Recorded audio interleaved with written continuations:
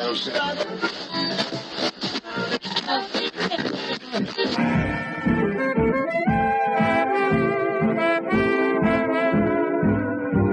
is the Relic Radio Show, old-time radio entertainment still standing the test of time, from relicradio.com.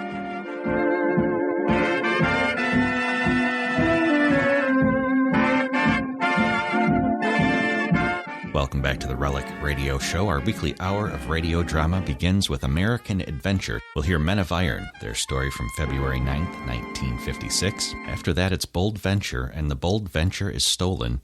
That episode aired November 12th, 1951. The University of North Carolina presents American Adventure. Written by John Ely, directed by John Clayton, American Adventure is produced and recorded by the University of North Carolina Communications Center, Earl Wynn, director.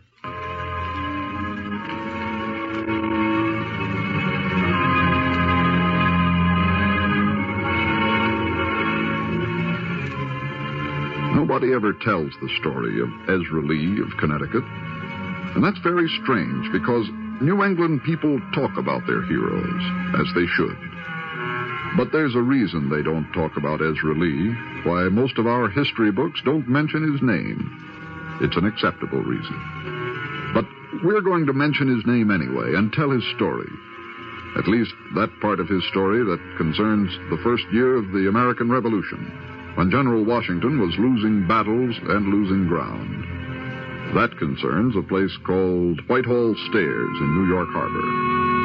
And a thing, a strange and awkward-looking thing, made of wood and bound with metal, with a tiny window on its side. The thing was drawn up close to the bank, and 2 miles away lay the British fleet. Lee, you volunteered for this expedition, and if you want to reconsider the danger involved... Yes, General. What is it? I thought perhaps you might be afraid, and understandably so. Well, I'm numb, General. Ezra Lee doesn't know what fear is, do you, Lee? Oh, yes. I was afraid once or twice in my life. When? Oh, I remember once my brothers said I was afraid to jump off the ridge of Pa's barn in Connecticut. And they were right, too. What did you do? I jumped. Hurt you? No. Don't worry about this mission tonight, gentlemen. I aim to do one thing. Take your little boat out there in the harbor, Mr. Bushnell, all the way to the Eagle. And I aim to sink the Eagle with Lord Howe and his 64 guns. And I reckon before I get back, I'll wish I hadn't started. But when I get back, I'll be glad I went.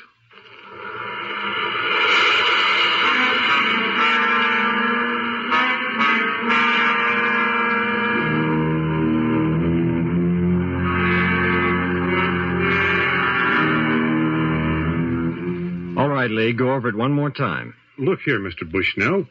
I've tested this water boat, and I know... Go over the operational procedure again. Down there, your mind's not going to be clear. There's not enough air to breathe. You get confused. Now, tell me what you do once more. All right. I get inside the water boat through this little hatch in the top. Yes. You close the hatch. Close it down and lock it. Then I pump that handle, and it turns the propeller shaft, and the boat starts moving across the surface of the water. Exactly. Now, to submerge beneath the harbor. I open that water cock with my foot, and water flows into the bottom of the water boat. Then the weight of this water reaches a certain point, and the little boat goes under. All right. Then to move underwater, I pump the handle, and the propeller turns, and it goes right along. For how long do you pump? Until I get to the Eagle. No. There's one other thing you have to remember, or you'll end up at the bottom of the harbor. Get hold of your temper, Mr. Bushnell. Yes. I worked very hard on this. You must remember to surface the craft at least every 30 minutes, at least that often, in order to open the airport and get fresh air. Yes, sir. I'll remember that. Now, to return to the surface, I grab that little pump handle and pump out the water in the tank beneath until she's light enough to rise. And when you get to the Eagle? I drill a hole in her side with that corkscrew you got sticking out the top of the water boat. Put a pipe in the hole, hang that magazine of powder on that pipe, and set it to go off and then get out of there. You'll have 12 minutes before she blows. Well, with that charge on my tail, I'll be able to move a long ways in 12 minutes. Goodbye, Lee. Goodbye, sir. You've got 4 miles out, 4 miles back, so take your time. Good luck. Thank you, sir. Thank you.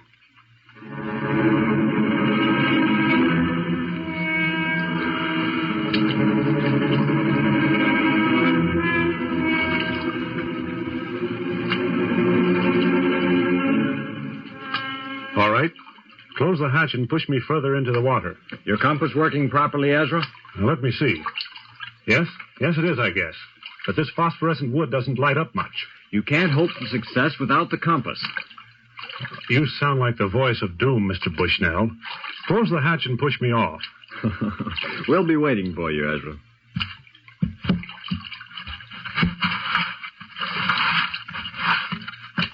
All right, push him out into the water. Lord of mercy, take it easy out there. You've done busted my shins. All right, give her as big a shove as you can, man. Hey, Lee, does she leak now? Hey, Ezra. Ezra Lee. Get away from this thing, Bushnell. Leave me alone. Good luck. It's up to you.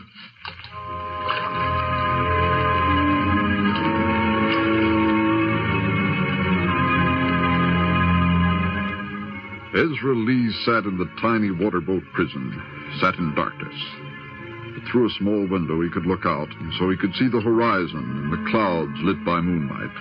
He pressed his face to the glass as if the view was spectacular and he could not see enough of it. Then abruptly he sat back, straightened up, composed himself, felt for the pump handle which moved the propeller shaft. So began one August evening in 1776, in a waterboat called the American Turtle, the first submarine attack in the history of the world.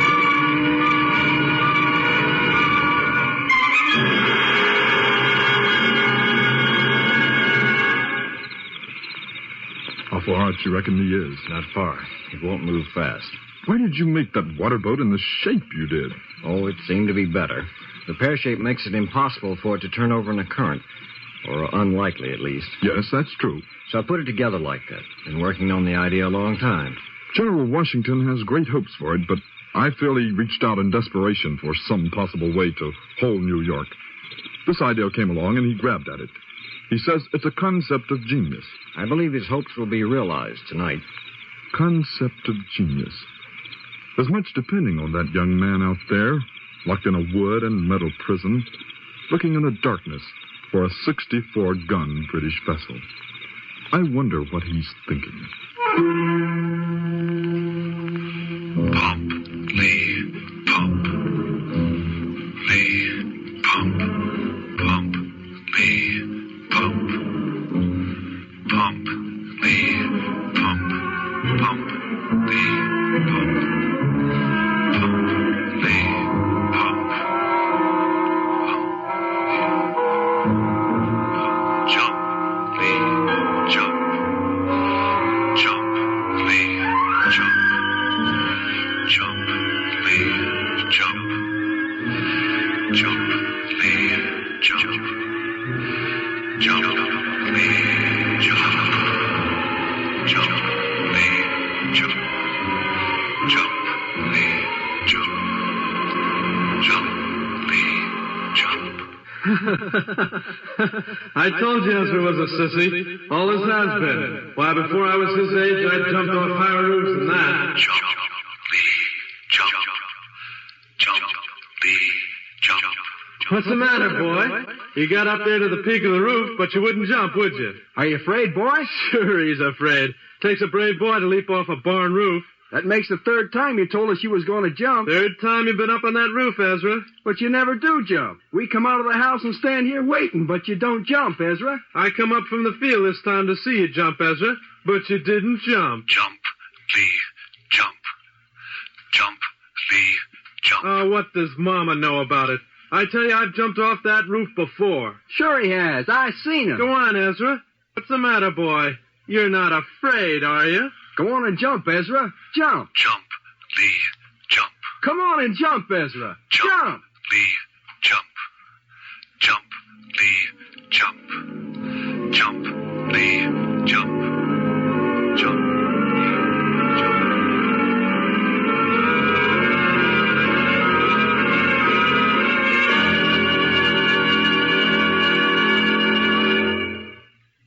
30 minutes out from shore. There was no sound in the waterboat except for Ezra Lee's heavy breathing. He knew he had to go to the surface and get oxygen.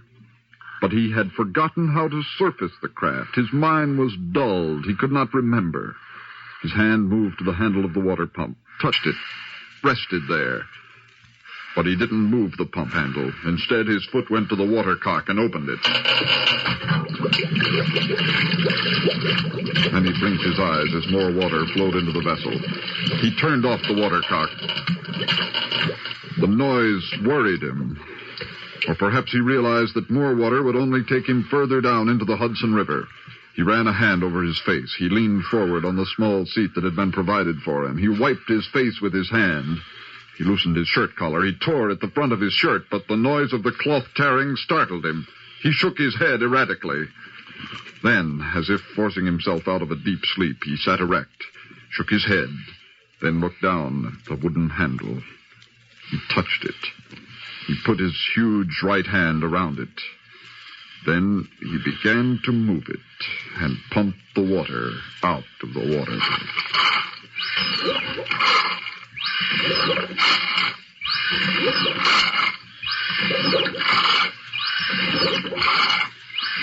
3 minutes later, the surface of New York Harbor was broken as the submarine emerged. Ezra Lee clawed open the air vent.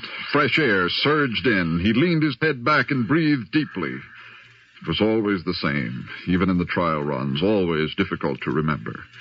He would have to come up sooner next time, or one of these times he would not remember. Lee closed the air vent. Then with his foot he struck the watercock. And once more, the waterboat submerged.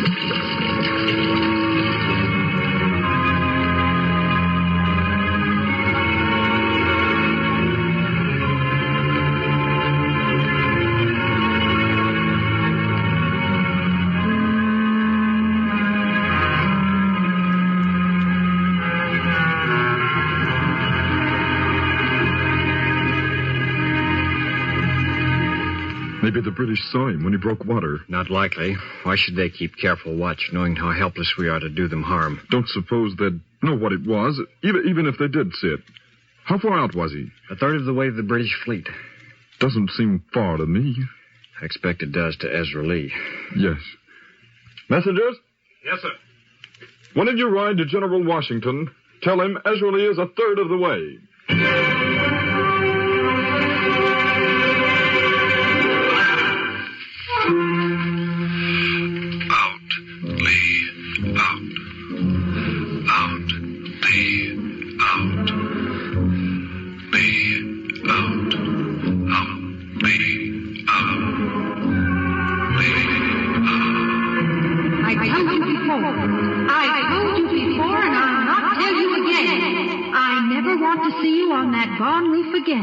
Never again, Ezra. Now, I want your promise, Ezra. I want you to promise me never to go on that barn roof again. Do you hear? Do you hear, Ezra? I don't care what your brothers say. If you had jumped, you might have hurt yourself. I'll talk to your brothers. Now, promise me, Ezra. Promise me. Promise me, or I'll put you in that pantry until you do. Promise me, do you hear? All right, Ezra. Into the pantry. Come on. In with you. Now, when you promise, you can come out. And not before. Now, you can't open that door from the inside. And you'll stay in there until you promise me, Ezra. Until you promise me you will not come out.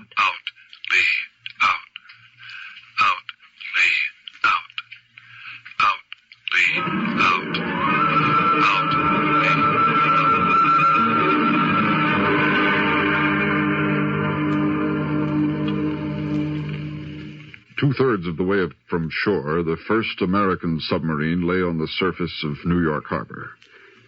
The men aboard the British ship went about their chores and perhaps talked of home. And they talked of women, of course. Occasionally, a man might mention the war or the army of this revolutionary General Washington. They did not see the American submarine. They did not notice as once more it began to submerge beneath the water. They had no way to know from history or from common sense that there was then below the water a man and a thing that wished them harm. Out, leave, out, out, leave, out, out, leave, out, leave, out. Come out, boy. What's the matter with you? What you in the pantry for? Now, come out. Out, leave, out, leave, out. I don't care if he did go on the barn roof. You shouldn't lock him in that pantry there. Good Lord, woman, what you trying to do to your own son? Make him afraid? Make him scared? A coward? Out, leave, out, leave, out. Of course I don't want him to jump off a barn roof. He's my son, too. But what other way is there now? Oh, you older boy should be taken out and horsewhipped. You've got him to the place where he has to jump off that barn roof. He has to jump now. Jump, leave, jump. Jump, leave, jump. Jump, leave, jump. Now, boy, just climb up the side and over the roof, and when you get to the peak, you call to us so as we can step back out of the way. You older boys get back. Now, go on, Ezra. You got to jump now. You got to find out that you can jump. Jump, leave, jump. Jump, leave, jump. Jump, leave, jump. All right, now, everybody back. All right, Ezra, we're standing clear. Now, pick your spot on the ground and go limber when you hit. Don't tighten up. Ezra, you got to jump. Can you hear me? Jump, leave, jump. Ezra, come on, boy. Don't just stand there on the roof. Jump, I tell you. Jump, leave, jump. Jump, Ezra. Lee, jump. Jump, leave, jump. Jump, Ezra. Ezra, jump. Jump, leave, jump. Jump. Jump.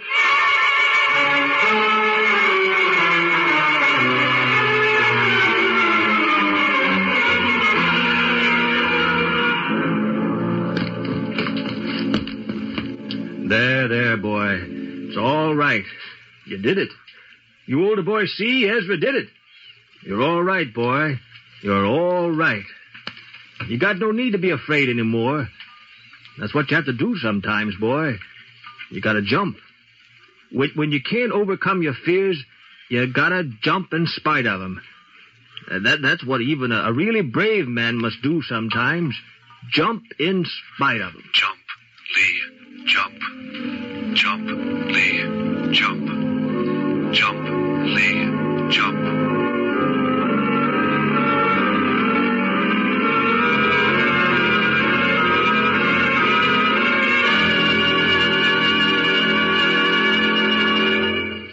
A long way from shore. Under the shadow of the British vessel Eagle lay the submarine and Ezra Lee. Inside the Eagle... What the blazes is that bumping noise? What? Collins, wake up, wake up. What's the matter? Give a listen. Sounds like something out there. Listen here. No, that's a strange one. What do you think it is? Oh, I don't know. Most likely nothing. Most likely a log floated down the river. I think so. Probably a log. Seems like a log would move on down with the current. It does at that. We'd better go on deck and take a look. On deck, look as he would, the sailor could see nothing except the ripples of New York Harbor. So he went below, went back to bed and lay awake, thinking of witches on the moors and of strange powers moving under the water, of monsters, and of all such things. While in the American submarine, Ezra Lee continued to work, trying to attach the magazine of powder to the British vessel. He could not see the handle of the corkscrew he was operating from inside the vessel, but it seemed that the corkscrew itself would not penetrate the side of the British ship. And there was not enough oxygen. He breathed deeply. He gasped for air. His mind became a confused muddle of sounds, of thoughts of past days and Connecticut and his youth and his girl. A girl with hair the color of flax, but infinitely more beautiful, with a ribbon in it. He should surface the vessel for air. He shouldn't try to go on. It might be they would discover him, of course, but he couldn't breathe. Any man would surface the vessel, even a brave man. But instead, his foot moved slowly to the watercock. He touched it, turned it. And slowly the American submarine began to submerge even further below the surface of the harbor. Ezra Lee had decided to go under the vessel and try to find a better place to attach the magazine on the other side. Almost daylight. Yes, I know. No explosion, no Ezra Lee, no water boat. Not too late. Drowned, most likely. I said he wasn't necessarily dead yet. Brave man, you know, that Ezra Lee. What do you suppose a brave man thinks about when he knows he's near the end? Thinks about saving himself, I guess. Different stories about that. Some say brave men think about their fears. Others say they don't, but keep their mind on the job. Most people probably forget to be afraid. Yes, but when a man can't forget and goes on, that's an accomplishment. To have courage in spite of fear. Why doesn't he come back? Why doesn't he surface? It's light enough for us to see him. Hey, Spawns. Yes, sir. Ride to General Washington and tell him we failed. No, wait, not yet. Yes, sir. Call the messenger back. The general had high hopes. Your water boat is down at the bottom, Bushnell. Come along. I'm waiting here. All right. No harm in that. I'll be at headquarters. General, there she lies. What? Well, I'll swear. Still over a mile out. But that's the water boat, all right. And that darn fool must still be riding her.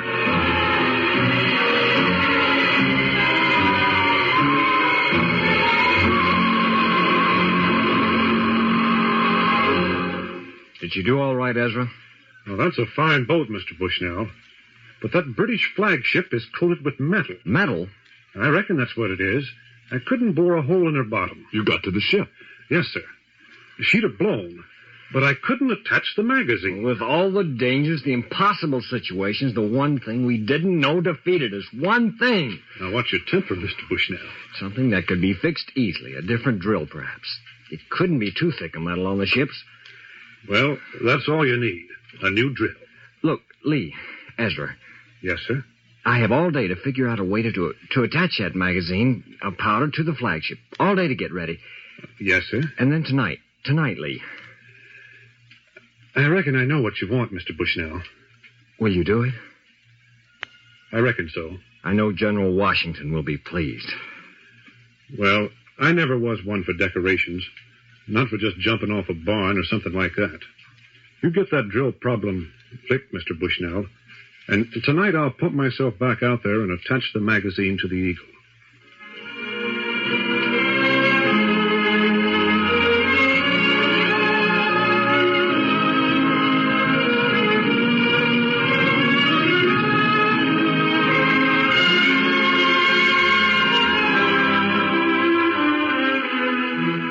That's the story of Ezra Lee and the world's first submarine attack.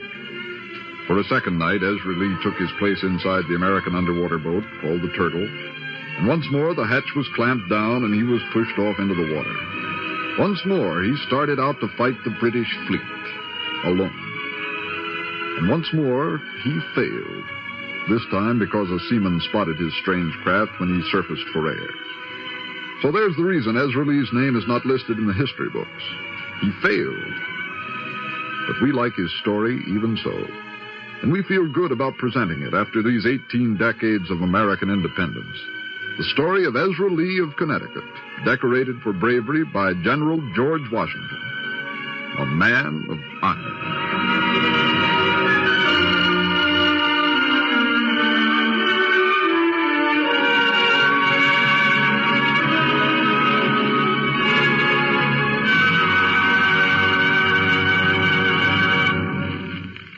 American Adventure is written by John Ely, directed by John Clayton, and is produced by the Communications Center of the University of North Carolina. In Man of Iron, Robert Thomas was Ezra Lee.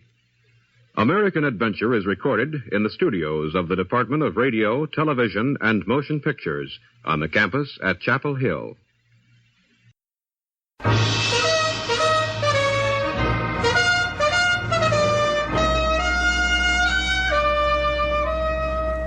Bold Venture. Adventure, intrigue, mystery, romance, starring Humphrey Bogart and Lauren Bacall. Together in the sultry setting of tropical Havana and the mysterious islands of the Caribbean. Bold Venture.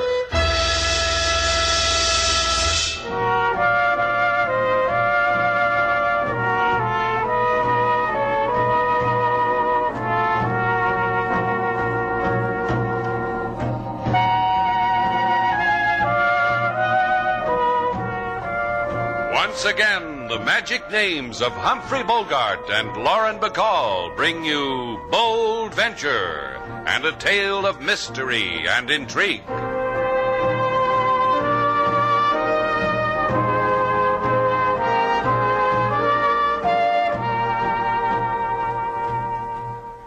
Sailor, can you think of anything else to put in this letter we're sending to our former guest? What have you got so far? Well, let's see. I've got the item about how we've nailed down the hole in the carpet on the third step, and our casualty list is decreasing by leaps and bounds. Well, that ought to titillate them. Have you mentioned the spigots in the shower in 4B? Well, you've been keeping secrets from me, Sailor.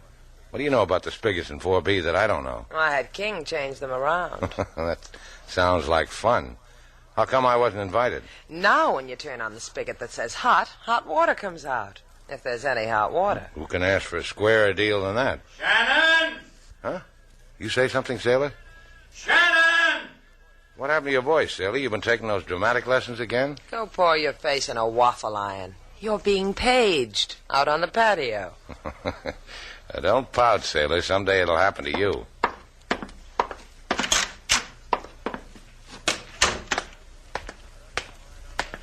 Why don't you come right on inside, mister? Don't let the rates on the sign scare you. We can always work something out. You walked right into it, you naive boy, you. Now that you've shown me your gun, you can have any room in the house. All the other hotels are filled up, huh? You just said something that'll make me chuckle myself to sleep. The keys, Shannon. The keys to the dreamboat Bold Venture. You're not doing this right, Buster. You're asking for the wrong things. I'm happy you're making it hard for me. Lucky me. I get to pick your pockets and everything. Dream a dream of a dreamboat that sailed away, Shannon.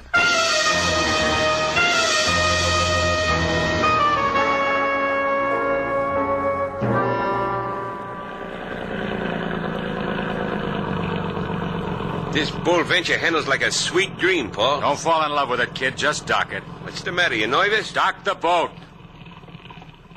Keep it right where we are, kissing this pier. Careful with the dynamite. Don't be nervous. Not nervous, Al. This is the way I throw myself. Be right back, kid. Bring money. That's all you gotta do.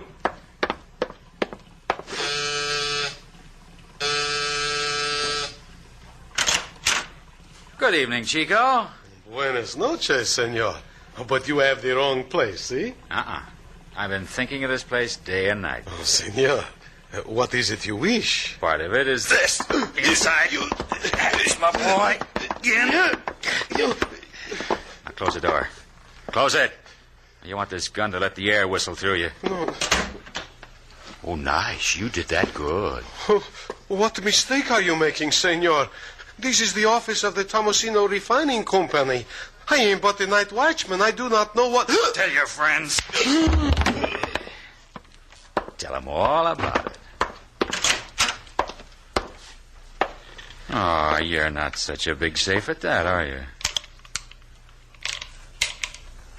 Now, let's see you spill your innards out. Oh, Al's going to be happy to see all that money.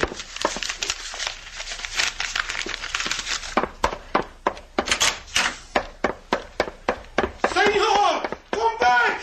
You will not get away! Come back, senor! Let's get going, Al. Yeah. Looks like I didn't hit that watchman hard enough. Come on. Take it easy. I gotta turn this tub around. Did you get... You wing ya? Yeah. Hurts. Hold the wheel. Grab it. We're okay, Al. Don't worry about a thing. Don't worry about anything at all.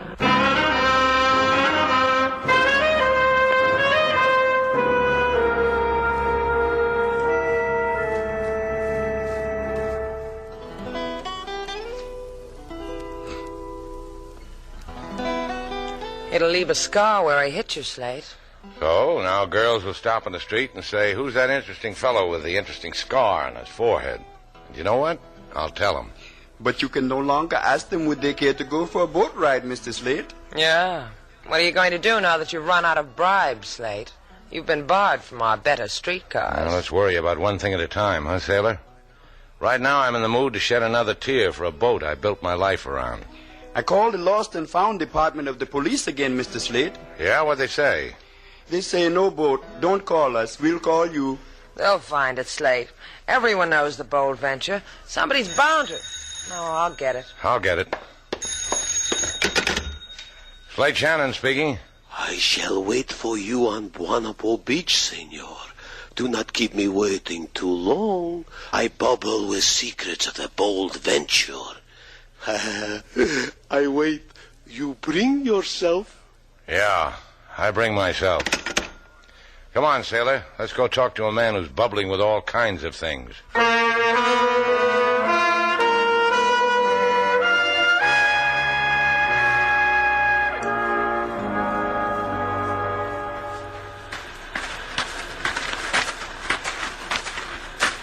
Senor Shannon?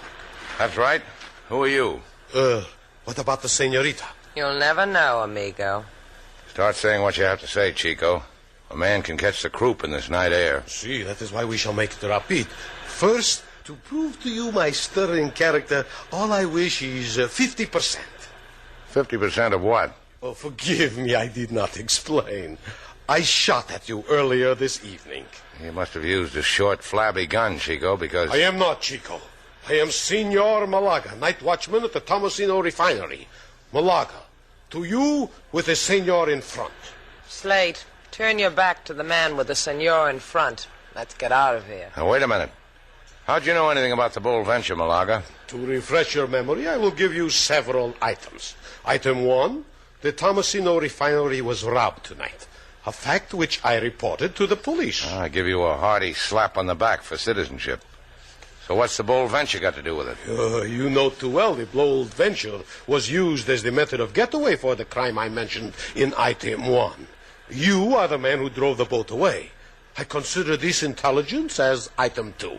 I'll bet item 3 is going to chill you to your quick, Slate. One man, your friend, blew up the safe. You remained with the boat and sped zoom into the night. So you saw the name of the boat and found out who owned it from the ship's registry and came to me.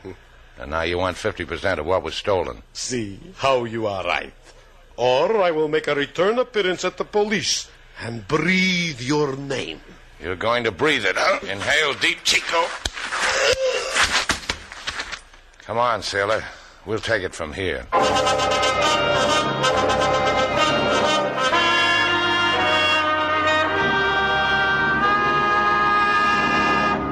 How do you like the tired world we live in, sailor? Oh, tired. You said it, kid. A loyal, true blue night watchman gets beaten on the head, robbed. He tried to make friends with a guy he thinks did it to him for a share of the profits. How do you like it? I have to tell you now. Can't you wait until morning? You sleepy? Oh, it shows, huh? Or did you just diagnose that because you once took a course in first aid? Go on up to your room, sailor. I'll take care of things down here. Hey, look at what just walked in. Yeah, I'm looking. How does a girl stay that fresh this time of night? How does she... Go on up to your room, sailor. I promise I'll take care of things down here. You know what? I ain't sleepy no more. Like that I ain't sleepy. Doesn't it sicken you? If I'd known you were coming, I'd have rolled out a doormat. Welcome. Welcome to Shannon's place. I'm Shannon. And I'm Duval. Of Shannon and Duval. I won't break it up, honey. All I want from your boy is my husband's cut of the dough they stole together. Oh, that'll be the heist Jagum and I pulled at the Tomasino refinery, huh? You own the bold venture? Uh-huh. That would be the heist. I came to pick up Al's pay envelope. You know how husbands are, honey. They get their pay, they don't come home right away. Ain't it always that way, honey? A skate works her fingers to the bone. Her guy don't appreciate. He makes hanky-panky. You bore me, kid.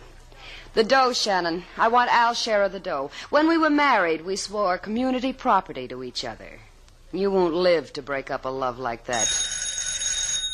Don't go away, doll. You fascinate me. Shannon speaking. Yeah? Well, why don't you just tell me over the phone, LaSalle? Oh. Okay, right away. You two gals go right ahead with the girl talk. I've got a thing with a cop.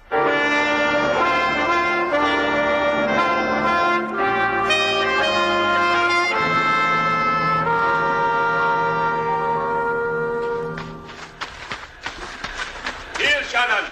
Come here quickly, Shannon.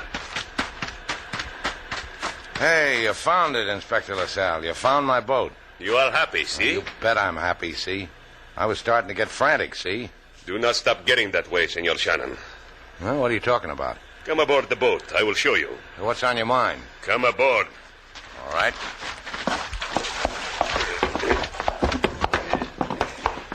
Oh, you mean the muddy footprints on deck? I don't mind. Sailor's a whiz with a mop and a bucket. Here. Look here. This man lying there. Oh, you had trouble with him, huh? Looks like he's hurt. He is dead. Dead? Why? How? Why on my boat? So what is all this? Wait. Senor Malaga. See, Inspector?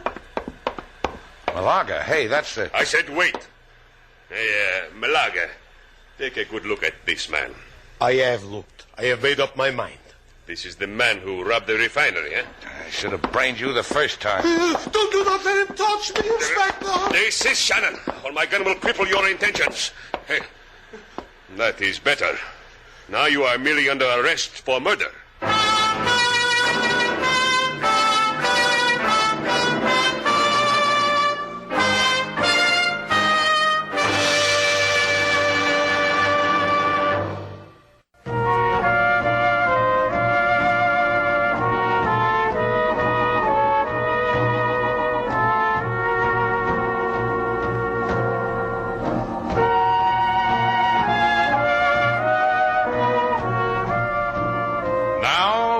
To Bold Venture, our stars Humphrey Bogart and Lauren Bacall, and the second act of our story.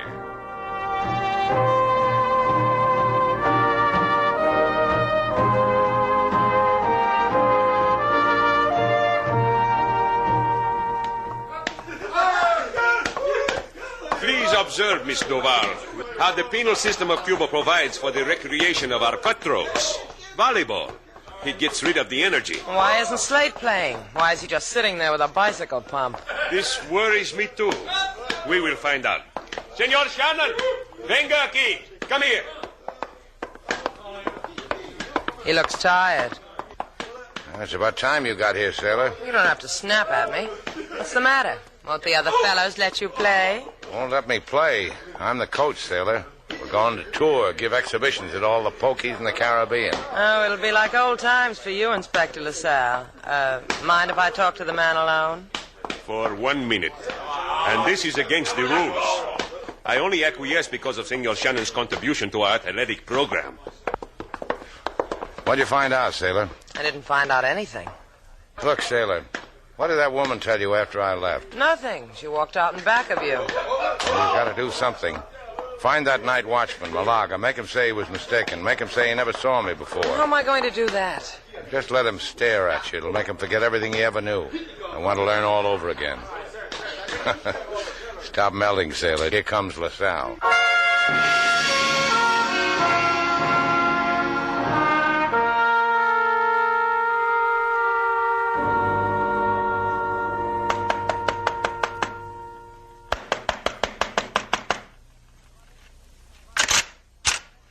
Whatever you're selling, boy, take it down the hall. I'm fresh in, or whatever you got. You can take the black crepe down off your door, Widow Chapman. I brought you a happy.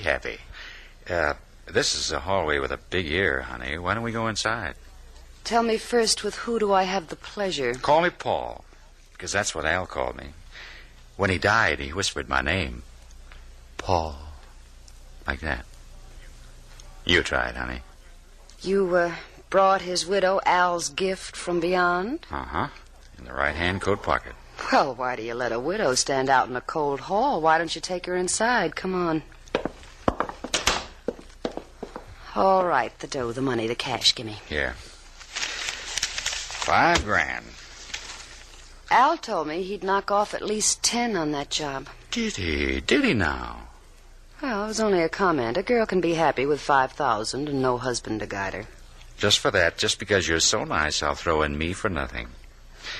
Al should have introduced you to me a long time ago, Marge. So we finally meet when there's finally no Al. Oh, it's a bright day, Paul. It drips with sunshine. That watchman identifies Shannon because I'm cute enough to use Shannon's boat. The watchman shoots Al, points a finger at Shannon. Shannon is held for theft and murder. That leaves me and you alone in all the wide, wide world. Oh, bless that watchman. He might get a good look at Shannon one day and know it wasn't him. You're kidding, Marge. I said bless the watchman. Things like this you say over the dead. You want to hang this coat up somewhere?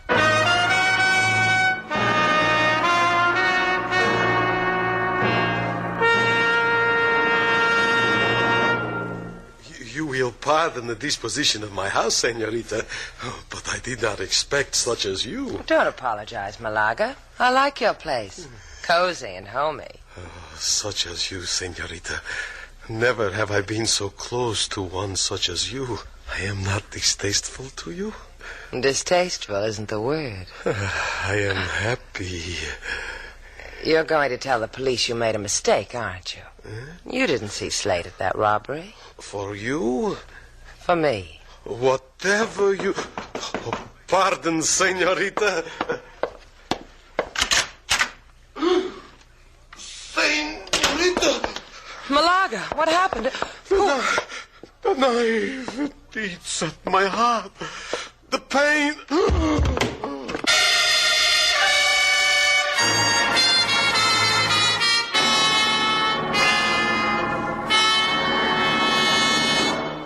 Look, LaSalle, you finally get me in your crummy pokey. I finally get my cell arranged around to suit a man of my tastes and breeding.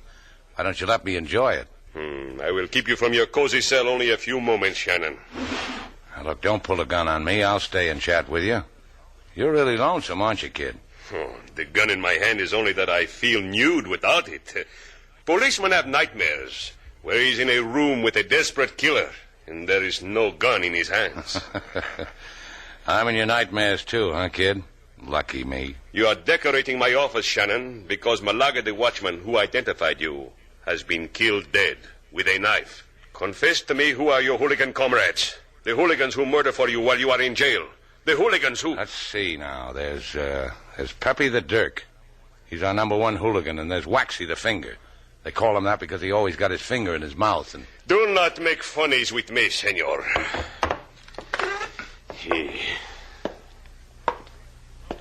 From this window I gaze upon Havana, and Havana gazes back, and she asks me, LaSalle, why do you... You got that nude feeling again, LaSalle, because you just left your gun on your desk, and it just leaped into my hand. No, don't turn around. Tell me what Havana was asking you so I can make a smooth exit, huh? You cannot escape, senor, you cannot. I wish you could turn around to watch me, LaSalle. The fool thinks he engineered his own escape. LaSalle, I pat your clever bald head.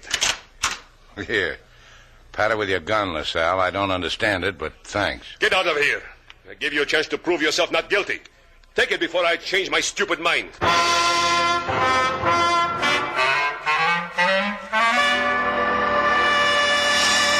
Tell me again how you escaped from jail, Slate. Oh, I can't. It was too bloody. It'll haunt me always. Go on, tell me. You sure you can take it, kid? I brought my own grain of salt. By the way, you'd better order some more. I just cleaned us out. You don't believe it, sailor.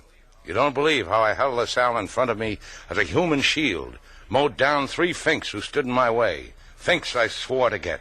scaled the prison wall. Those searchlights, those sirens screaming, the Tommy guns typing out my obituary. The other cons cheering me on. We're out of salt, huh? Order some. I'm your ma, kid. Been with you through thin and the thick. Mostly the thin.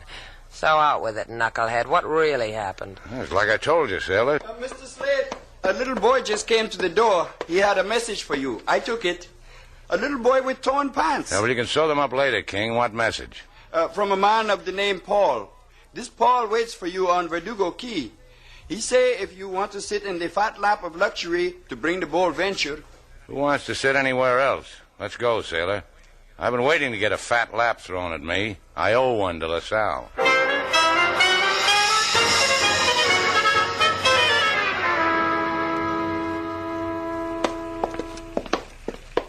Come on, hurry up, sailor. Yeah, I'll give you a hand on the boat. Thanks.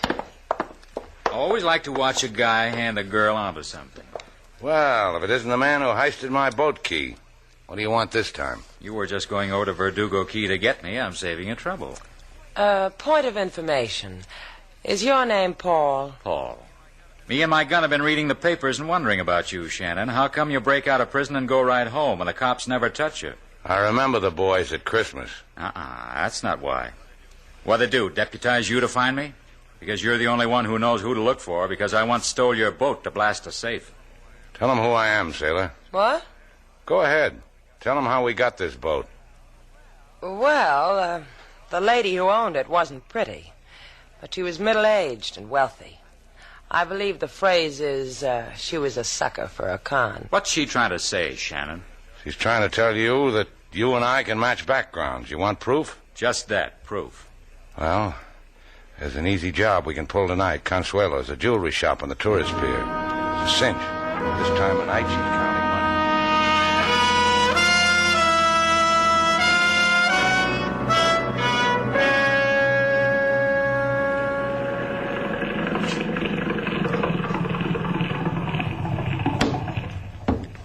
Okay, Shannon, I'll nurse this boat. This ladder leads to the back of Consuelo's. Bring back money. See you, sailor.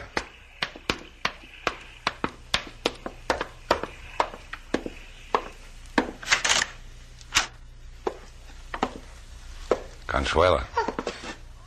Oh, Slade Shannon, baby.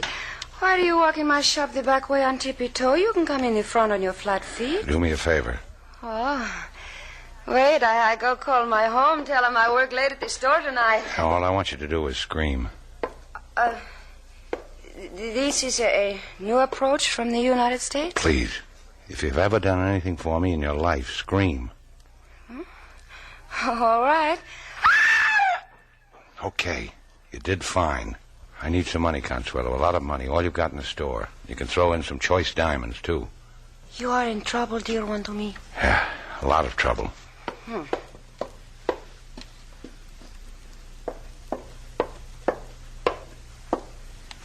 So, here is money, the week receipts, and here, jewelry, the tray. Consuelo, I love you. I will also return the merchandise and another one of these. Oh, take another diamond. Adios, dear one to me.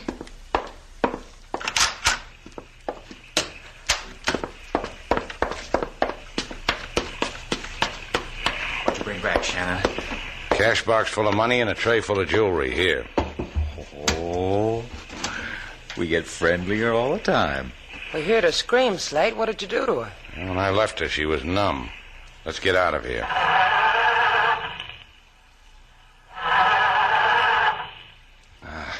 Now the boat's going to give me trouble. What's with you, Shannon? Get her going. I can't start it. You're clever with boats. You do it. Out of the way. No wonder you didn't turn on the... No, you don't, Shannon. I can't hear you. You want it all, Shannon? I'll give it. Not all, just this much.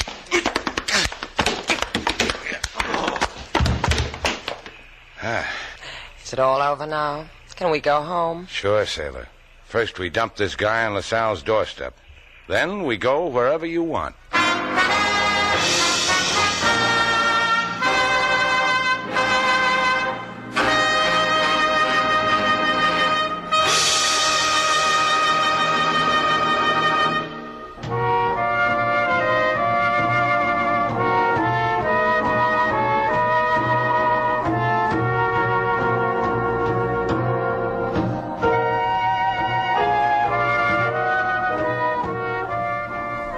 Hey, Slade, What? where did you get that diamond ring? What ring? Not the one in your nose, the one you're wearing on your finger. A gift from an admirer. Consuela? Yeah, she admires me because I'm clean living, upright, and a solid citizen. Bully for you. How'd you get the ring? Like this? Come here. You blame her? No. You have a jewelry shop. You give jewels. Once more, Slade. That makes a dime even I owe you. Take another one. I'm having a special this week. 3 for $10.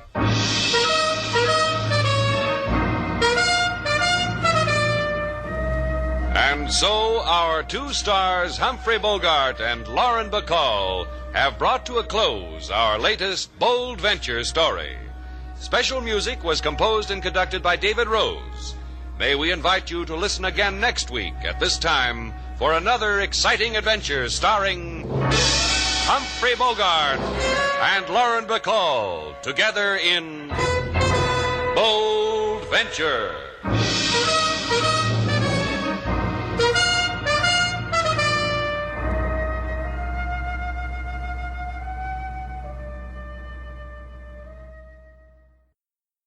That's it for the Relic Radio Show for this week. You can find more from Bold Venture. I think this is the first time we've heard from American Adventure. But you can find more old-time radio at relicradio.com. Thousands of episodes to listen to, all the other podcasts, and our Shoutcast stream. Lots of free old-time radio brought to you by you.